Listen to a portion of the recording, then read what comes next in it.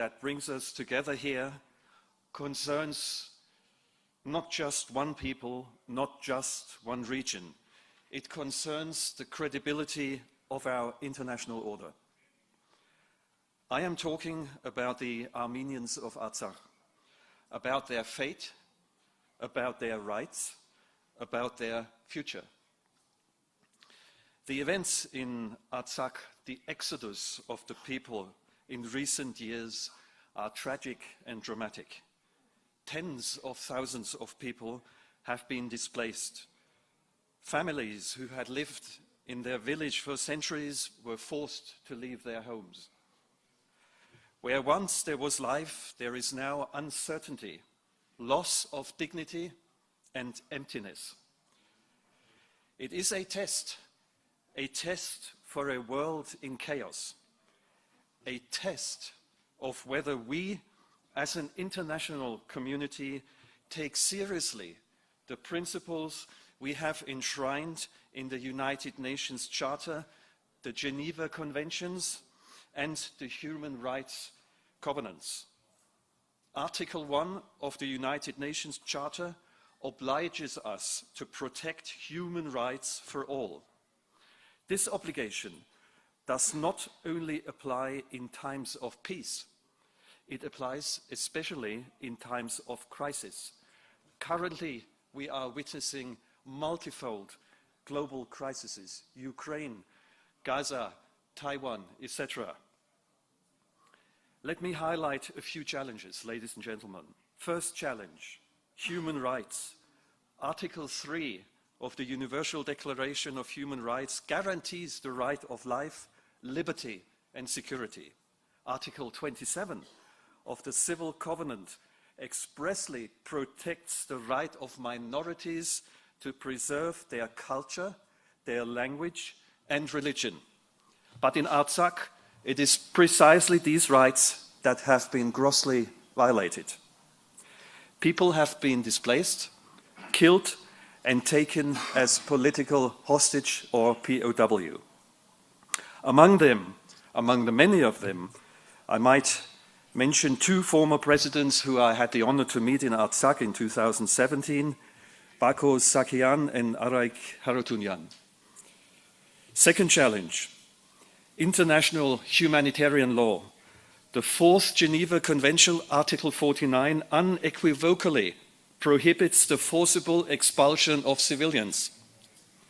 And yet, 120,000 plus of people, thousands of Armenians had to leave their homes in a matter of days. Third challenge, cultural heritage. Artsakh is full of Armenian civilization. Churches, monasteries, cemeteries, khachkars, sites that are valuable not only to Armenians, but to all of humanity. The 1972 UNESCO Convention obliges us to protect such heritage. If it is destroyed or falsified, we lose not only Armenian heritage, we lose global heritage. We lose a piece of our shared history. Fourth challenge, political instrumentalization. All too often, humanitarian issues are overshadowed by geopolitical interests and sometimes by the specific personalities of worldwide political decision makers. But human rights are universal, they are non-negotiable. Let me highlight the opportunities and areas of potential action. Ladies and gentlemen, despite the dramatic nature of the situations, there might be ways to take action. Firstly, jurisdiction. The International Court of Justice and the European Court of Human Rights offer opportunities to assert rights, determine responsibility, and demand protection. Secondly, monitoring. Independent missions by the United Nations, OSCE, or Council of Europe can establish facts that expose propaganda and distortion. Thirdly, protection of cultural heritage. UNESCO can place Armenian sites in Artsakh on the list of endangered World Heritage Sites. This would send a clear signal. This heritage does not belong to one side, but to all of us.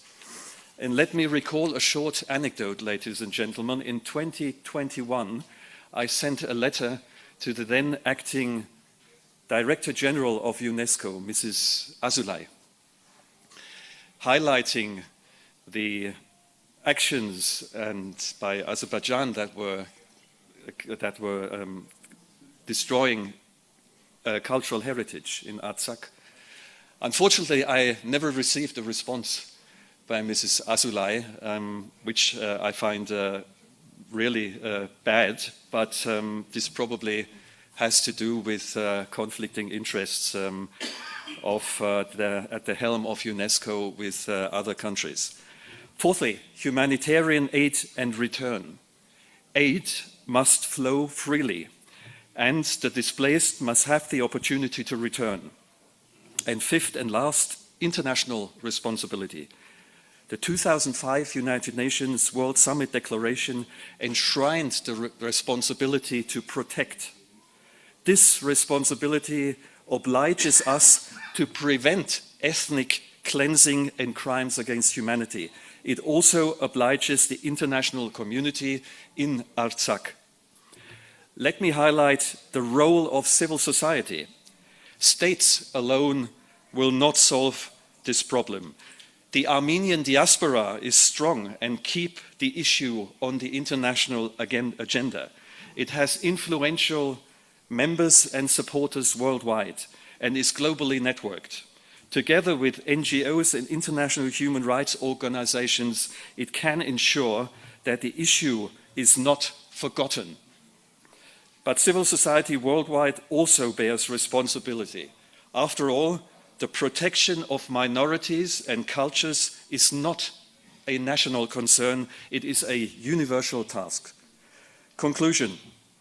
Ladies and gentlemen, allow me to conclude with three questions. Firstly, are we prepared to defend the right of life and security as guaranteed by Article 3 of the Universal Declaration for the Armenians of Artsakh as well? Secondly, are we prepared not only to recognize the right to culture and identity as enshrined in Article 27 of the Civil Covenant, but also protect it? And third and last question, are we prepared to enforce the prohibition of expulsion from Article 49 of the Fourth Geneva Convention, even if this is politically inconvenient? If we do not answer these questions with a clear yes, our standards lose their credibility. However, if we reform or if we reinforce them with action, we can send a message of hope that justice comes before power, before might makes right, before the law of the jungle. That dignity takes precedence over interests, that humanity is universal. The Armenians of Artsakh must not be forgotten. Their fate is a touchstone for our collective credibility. Let us act resolutely, impartially, in the spirit of humanity. Thank you.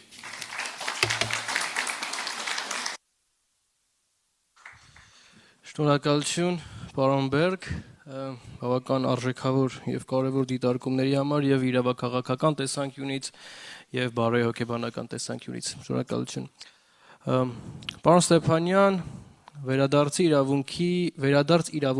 իրավունք հասկացության առհասարակ հայկական շահերով զբաղվող կազմակերպությունները, դուք, Արցախի իշխանությունները սկսեցին առնչվել տեղահանությունից հետո եւ մեզ համար ըստ էության նոր դաշտ էր գործունեության համար, բայց ակնհայտ է, որ վերադարձի իրավունքը միջազգային ուժեղ իրավաքաղաքական հիմնավորվածություն ունի, սկսած մարդու իրավունքների համընդհանուր հռչակագրից, քաղաքական ու քաղաքացիական ազատությունների վերաբերյալ կոնվենցիայից եւ այլն, եւ սրան գումարած Արցախահայության վերադարձի իրավունքի խնդիրը, որ ճանաչվել է միջազգային լայն հանրության կողմից ըստ էության եւ օրենսդիր եւ գործադիր իշխանությունների կողմից։ եւ առանձին պետություններ, եւ միջազգային կազմակերպություններ, եւ իրավապաշտպան միջազգային համայնք եւ այլն։ Այս առումով ձեր դիտարկումները խնդրեմ Արցախահայության վերադարձի իրավունքի իրաշման շուրջ միջազգային դերակատարների դիրքորոշումների առհասարակ վերադարձի իրավունքի եւ այն շեշտադրման, որ վերադարձի իրավունքը ըստ էության Հարավային Կովկասի տարածաշրջանում իրական եւ կայուն խաղաղության ապահովման հիմնական